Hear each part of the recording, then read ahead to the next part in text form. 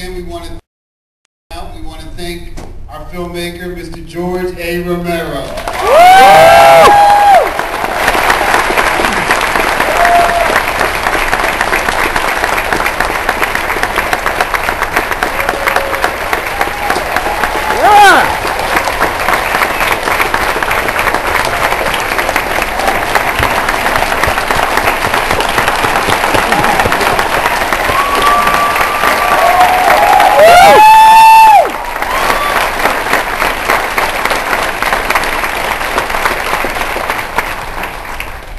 Thank you so much for the warm welcome. And what is that shirt, Dan? Is that Eileen Dietz? That's not Eileen Dietz.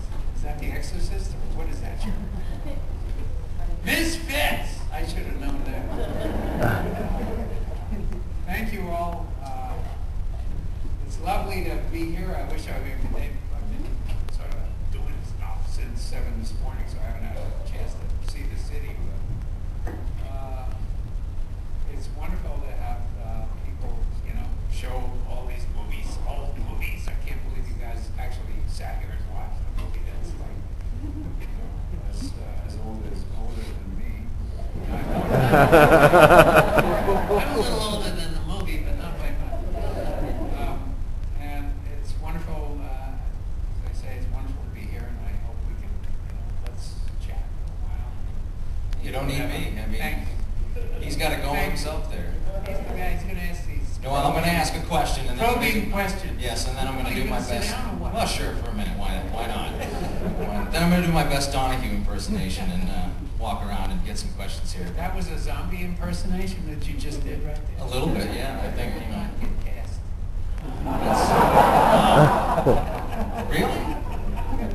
No, you got to lumber around. You got to move. I think most of my students would get cast, though. When I look across the classroom and see them.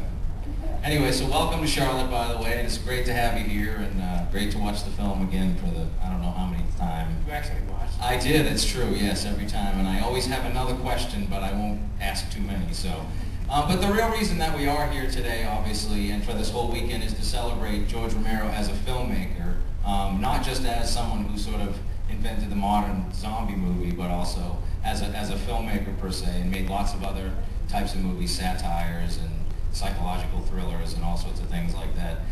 So I guess my first question is a really trite, basic question, but what was it about filmmaking and film that sort of got you excited and wanted you to do that? Become a filmmaker. I wish I could answer that question. I don't know. I always loved film. I never thought that I could do it. I never thought that I could do it professionally or that I could have a career. I always thought it was, you know, magical.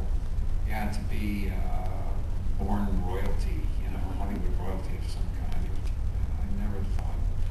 And in the days when I was in college, there were no, you know, you couldn't get your hands on equipment or anything.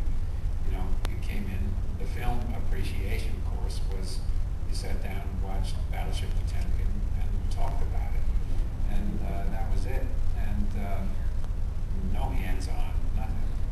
And I wound up going to college as a painting and design major, and found out I was not a good artist, and transferred to the theater drama department at Carnegie Mellon, and I didn't have the discipline, you know, to pronounce the perfect T's or, you know, stuff like that. But I met guys that were all interested in movies, and I scrammed out of school. I mean, I was there for 5 years, but never graduated.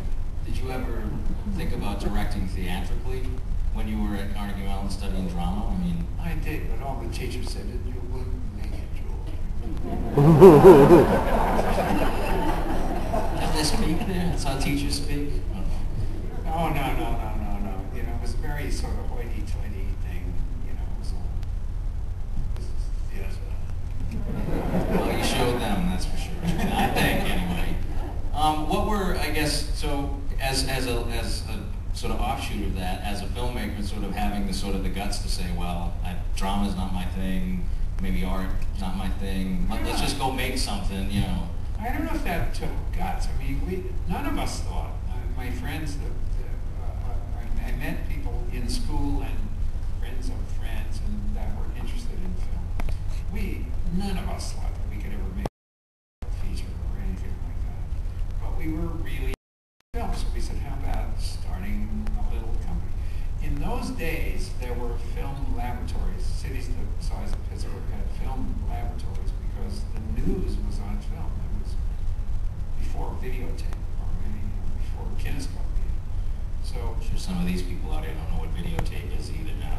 maybe everything used to be film, which meant it had to be processed, put through the soup, and it was a completely different ball game back then. And those of us who were dedicated to it said, well, let's get involved at some level or another. And so we started a company to do commercials, beer commercials, industrial film, stuff like that. And hung up a shingle. Basically, that was it. We were the first guys in town to do that. And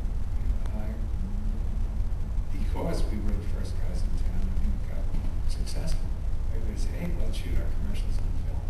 Because before that, beer commercials were the announcer between innings at the ball game when they were actually able to drink beer on camera before all of those laws. And they'd go, if the ball game went into extra innings, forget about it. These guys were sloshed. I mean, drink Iron City beer. So it